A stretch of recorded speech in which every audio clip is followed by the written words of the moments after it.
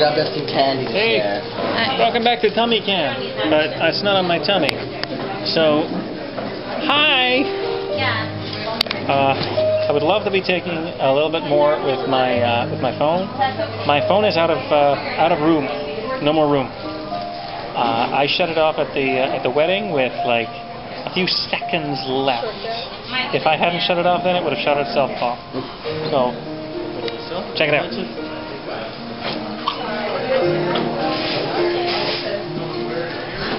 Sharks on everything. I'm going to take you on a tour. She's going to be miserable.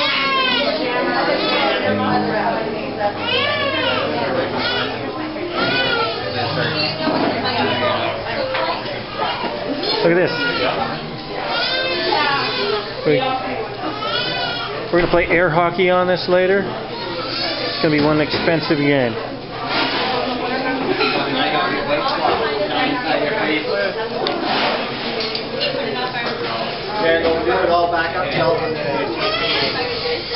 Starfish on some parts of the cake. I'm videotaping. Oh, okay. Thank you. I'm not going to be in your way, or can I get... No, you go ahead. I'm still... Thank you very much. And here's what the cake looks like.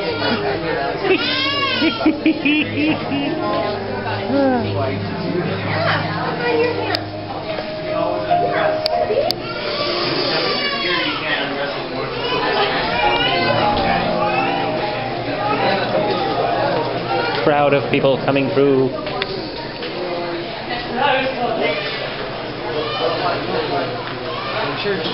This globe is the seating chart. Find your name on here. You'll find the name of your dive location.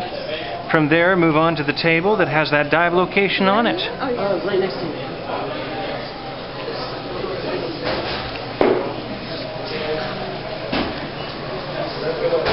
Would it be wrong of me to take one of these little shark gummies right now?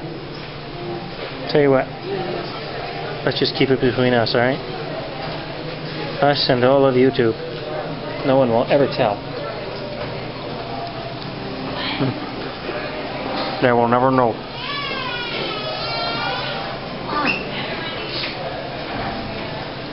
There I am, with Andrea, Red Hill, but we already know where that is. Oh, hello, please stop crying.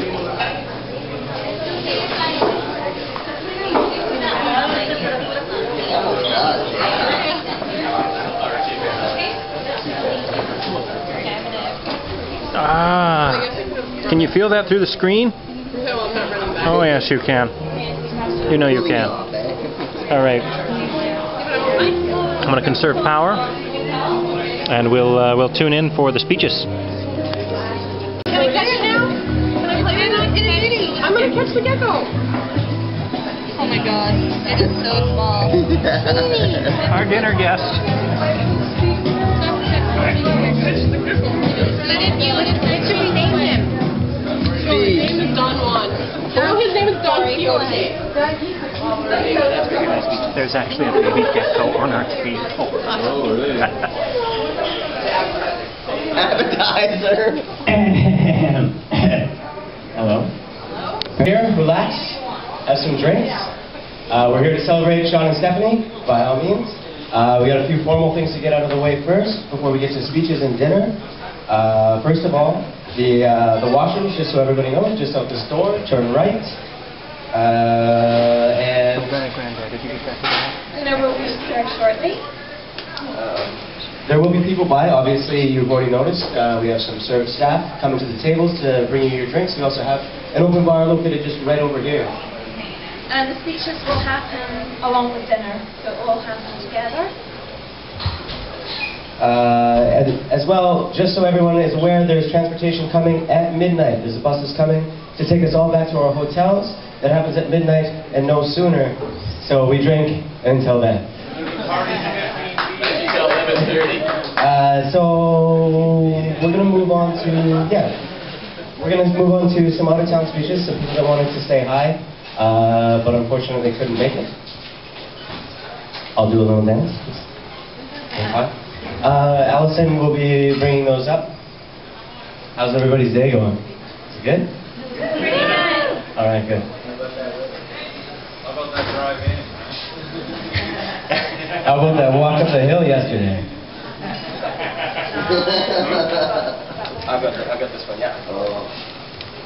Okay, the first one is from Gran and Grandad. Sean and Stephanie, congratulations and best wishes on this your wedding day. We wish you happiness and success in all your life ventures together. With much love, Gran and Grandad. Next, Uncle Cam and Auntie Barb.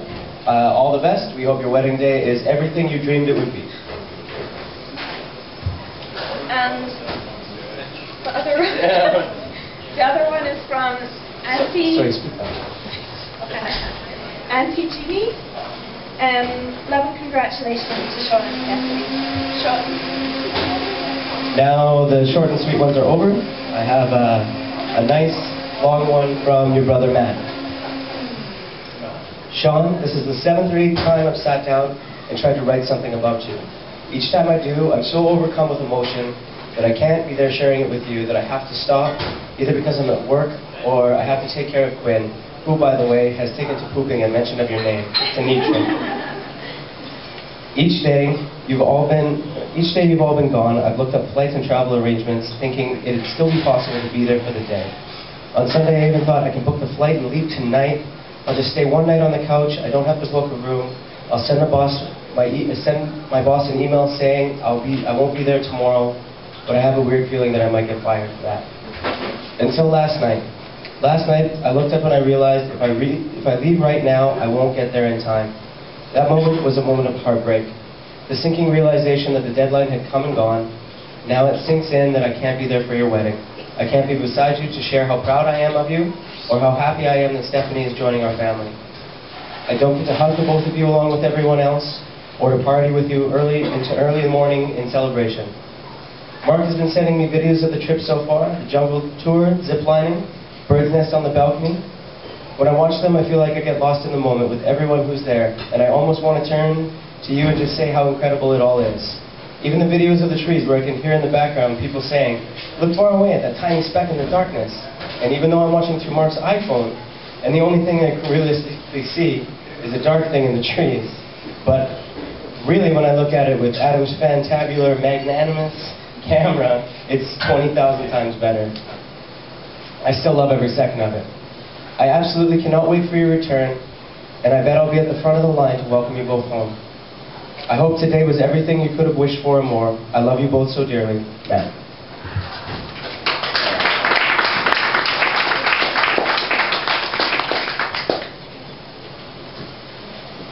Up next we've got the slideshow presentation.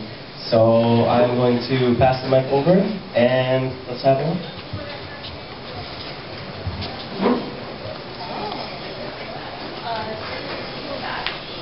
Nice words there.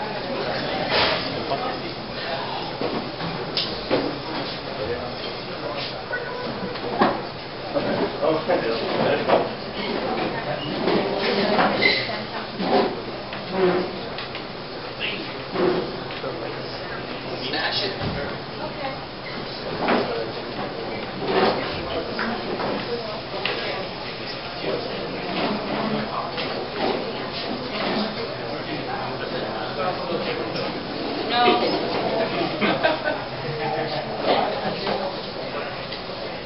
Blue water will fly everywhere. It's real good.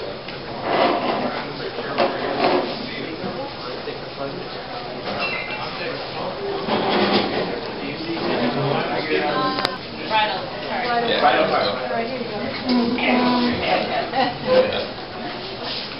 Alright, we're gonna reintroduce ourselves so you guys don't get us confused. My name is Matthew Sedrak. And I'm Gira Patel. Otherwise known as Tweedledee. And wait, no. You're Tweedledee. I'm Tweedledee. Thanks. I'm No, I'm Tweedledee. You got it. Okay. Anyways, besides all that. You probably are wondering what and how Sean picked me and Matt to be one of his many groomsmen. Many groomsmen. Why so many groomsmen? Yeah. So we thought about this for a while, and We were trying to figure out why Sean chose us And then, because really, Sean doesn't like a lot of people, you know. And if Sean doesn't like you, you know it. So we were wondering, well, he likes us, but how does he show he likes us?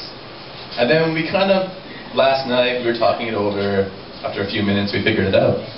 Yeah, we took a lot of time, or minutes, deliberating. What does Sean do? How does he show the people he loves that he really cares about? And we apologized, we didn't know we would win first, so it's kind of, well, you'll see why.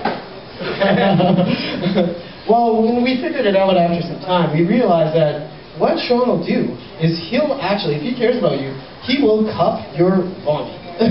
He'll catch it when you throw up to stop you from getting on your floor or your furniture. That's how he shows he cares. And if he didn't do that to you? He doesn't like you. That's just the way it is, Sean.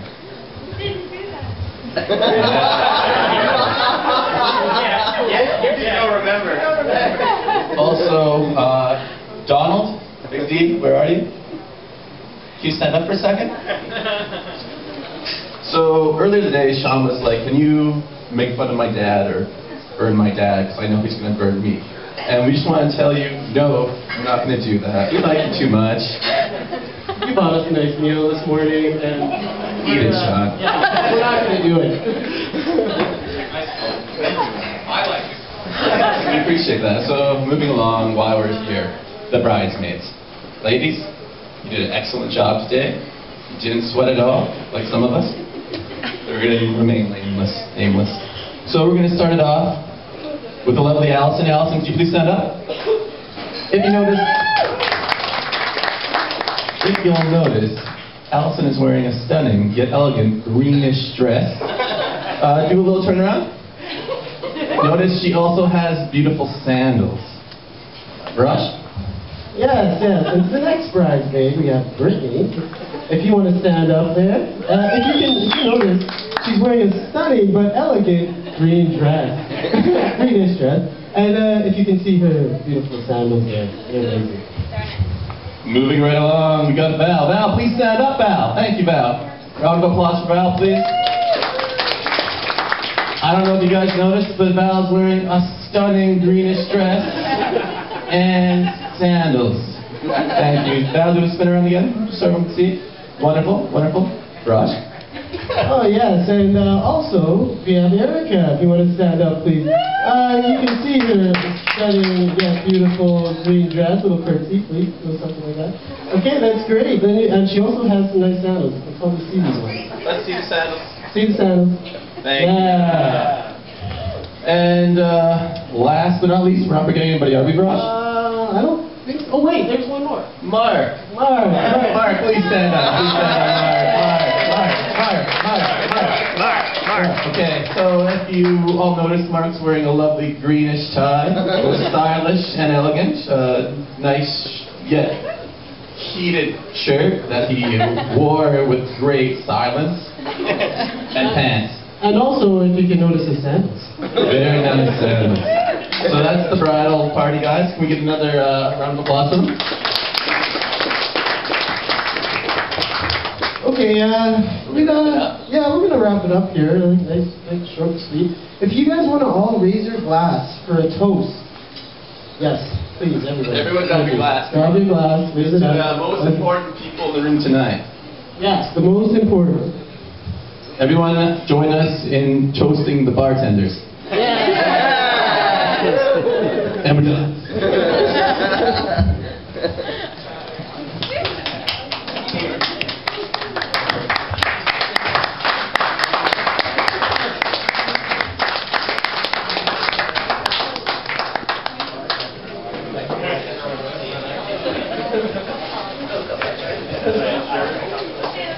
Okay, so now we're going to move on to the slideshow.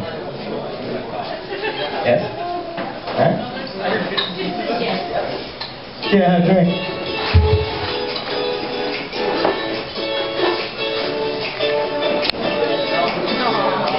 Because he's going to hurt Sean's feelings.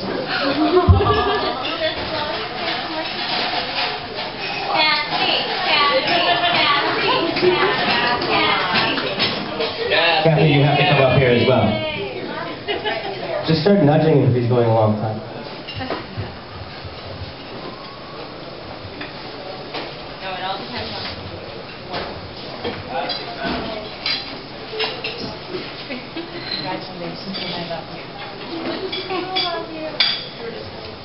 Hey guys. First of all, on behalf of Kathy and myself, I want to thank all of you for coming here to celebrate this wonderful occasion with Sean and Steph. It means a lot to them. It means a lot to us. So thank you very much. And I have to tell you that this is the first opportunity that I've really had to spend some time with Sean's friends. As a matter of fact, the other night... You're welcome. The other night, we all played pool together. And Sean, I can tell you, I'm very impressed. Obviously, none of them have had misspent youth. Terrible players. Horrible. But I do have a few words to say, and I have prepared this. For those uninitiated with respect to my wedding ramblings, I should just explain a little bit. A couple of years ago, Mark and Andrea asked me to be their MC. And when all the other wedding speeches took about 4.5 minutes, I pulled out a Shaggy Bird story that I had written for the occasion. And then, by Adam and Megan's wedding, it didn't seem right to shortchange them in terms of my time at the microphone. So a tradition was born. And at Matt and Courtney's wedding, I could tell that my storytelling was greatly anticipated on account of all of the warnings or pre-announcements given by the wedding party. In fact, though, it's been my pleasure, my honor, to tell a story at each of our sons' weddings that gives a clue as to how special these occasions are. And what follows is the last of my wedding story gifts. Before I get started, though, I should put this story in context. I was introduced to Stephanie when Sean invited her on a road trip to go with us to pick up his new puppy, Max. At the end of the trip, after we had dropped her off at her car, Sean was like, "What do you think? Isn't she great? The smartest whip too. Isn't she great? Looking good too. What do you think, Dad? Isn't she great?" It was clear that long before she got in my car on that road trip, he had identified her as somebody very special. That encounter brought to mind this reminiscence, and I call it whipped cream and cherries on top. My dad was a bit of a scallywag. A first-generation Canadian-born Irish immigrants. He and his brothers grew up as wild as their surroundings in St. Bride's, Alberta. He married young to a beautiful French-Canadian girl whom I suspect loved his spirit, but sought to smooth out the rough edges. Life for them early on was not easy. Dad was a surveyor, which meant leaving home for days or weeks at a time to cut and measure straight lines through muskeg and other forms of wild forest. I'm getting to the point now. Mom stayed home and raised our ever-expanding family. By the time I was 8, there were 6 of us. As my twin brother and I were the oldest, we grew up quickly and were tasked with chores beyond our years. Since our mother was perpetually housebound with babies, one of those chores was Saturday grocery shopping. Mom would scour the flowers for the best deals, write out a detailed list, including the prices, and send us on our way. When we returned with the groceries, she compared the receipt details with the marked prices on the goods and the flyer deals.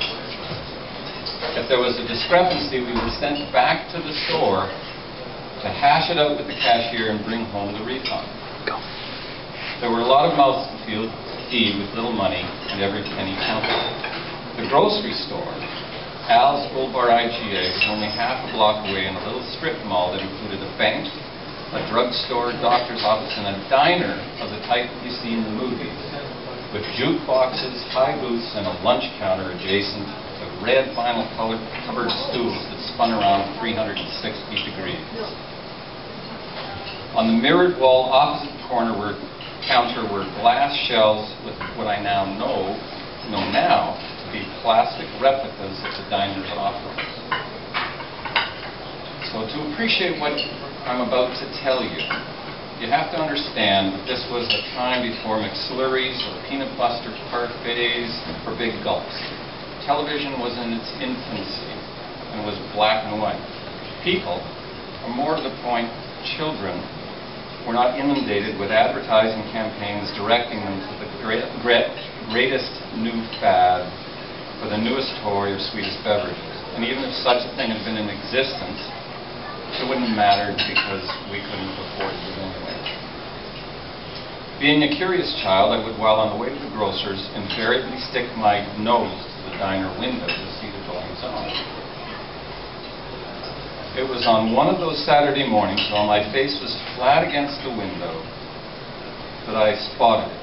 There, high on the glass shelves, was a thing of unbelievable beauty. To my 8-year-old mind, it was nothing short of sheer perfection. It was a strawberry shortcake ice cream sundae topped with whipped cream and a great big maraschino cherry. In my mind, I could only imagine the cold, creamy ice cream sliding down my throat. I could almost smell the sweet cake and taste the plump, juicy strawberries. And I dreamed of spooning whipped cream drizzled with that wonderful red, sticky strawberry juices into my mouth, and then tipping the bowl to my lips and draining every last drop of goodness.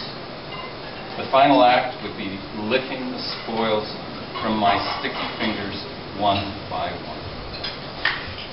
Every Saturday, I would peer into the diner, half expecting the object of my desire to be gone.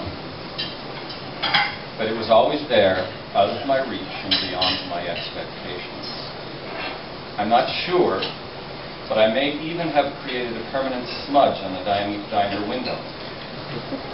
This is how things went, week after week, for what seemed millenniums. And then, on one fateful Saturday, Dad happened to be home from his travels.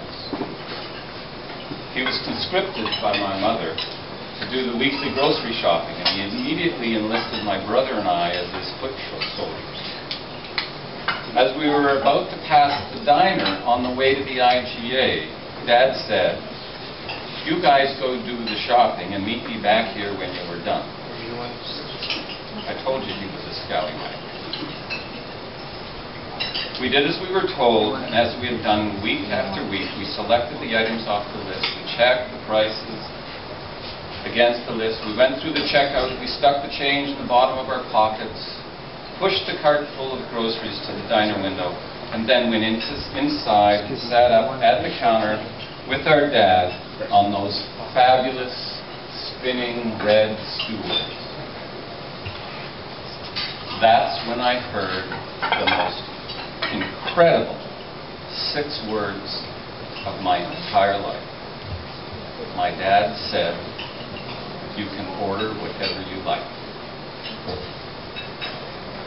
This, of course, was a pure and unadulterated bribe. Dad did not want Mom to know that he didn't do the shopping. In return for my silence, I could have the object of my dreams, my strawberry shortcake sundae with whipped cream and a great big maraschino cherry. But I could never let on to my mother or my siblings or even my friends about the single greatest experience of my young life. I couldn't share with the world that life was great with a cherry on top. Should I choose the dessert nirvana that I had so longed for, the experience would be muted. Tainted. I was faced with a choice. Now, experiments have shown that the ability of young children to postpone gratification is the most reliable predictor of later life success. I would like to think of myself as successful. I have a beautiful wife and a nice home, a loving family, and a great career. So, what do you think I did? You ate it and then told.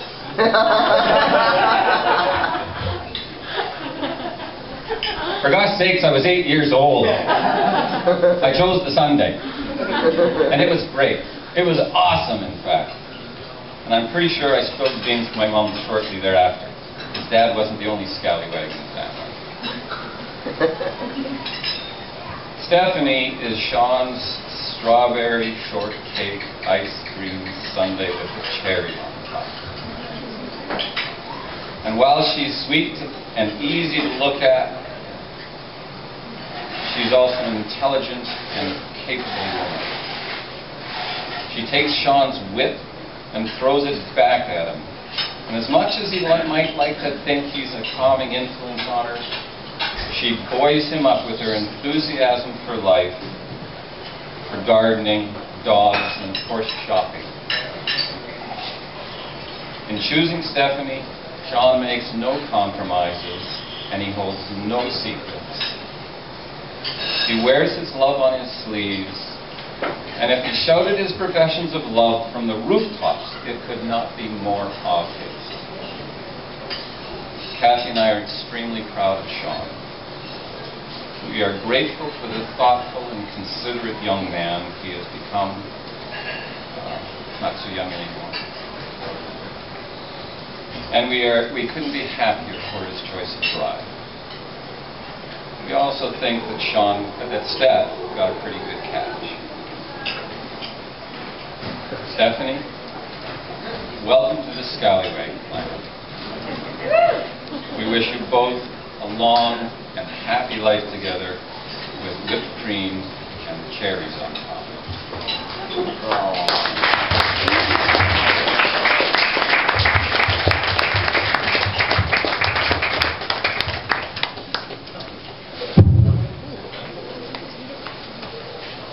So you're buying? That was pretty nice.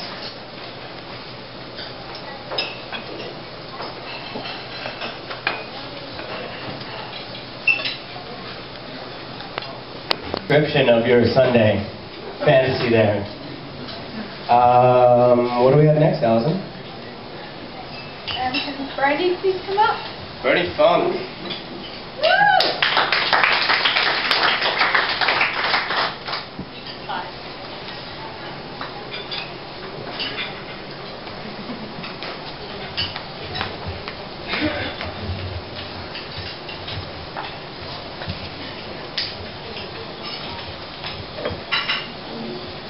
Good evening, everyone. For those who don't know me, my name is Bernie.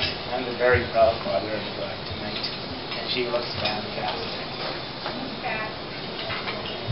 I would like to give everyone a warm welcome and thank you all for your efforts that you made to come to Costa Rica to join in the celebration of my little princess' big day, the day in which she married Sean, the love of her life. A lot of efforts have gone into making this the special day that Stephanie and Sean deserve. Sean's parents, Don and Kathy, have made big contributions towards the success of today, and I would like to thank them for all their efforts. They raised a wonderful son, and I'm so happy that it happened that my daughter life paths crossed footsteps. Today I must admit that I'm the proudest dad in the world to have accompanied Stephanie.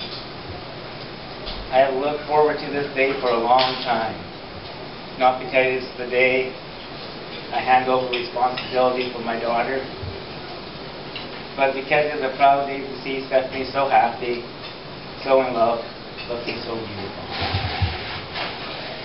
It just seemed like yesterday, Stephanie, how small you were when I helped you in the hospital, the great memories that have happened between then and now, your first steps, your first ballet recital, Fred the Seagull that we used to feed in the park, your figure skating gold medal winning performance.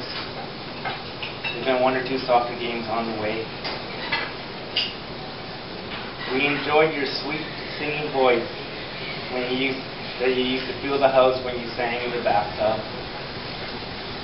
The Christmases, the Garfield Christmases, and the regular ones. Thanks for making sure the angel made it to the top of the tree every year. The sound of your laughter was the sweetest sound a parent could hear. A father hopes for happiness for his daughter, and thank you, Sean, for waiting for Stephanie to find you. I could not hope for Stephanie to find a better partner. You're a first person of many high qualities. I have nothing but love and respect for you. If I could share some marriage advice with you that I've painfully learned over the years. Before you have an argument with your wife, Sean, you have to make a decision whether you want to be right or happy. You only can have one. And I wish you a very happy marriage.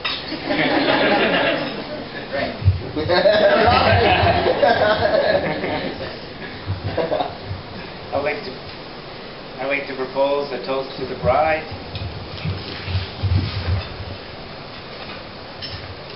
When children find true love, parent finds true joy. Stephanie and Sean, here's to your love and our joy for this day forward. To Stephanie and Sean. Stephanie and Sean.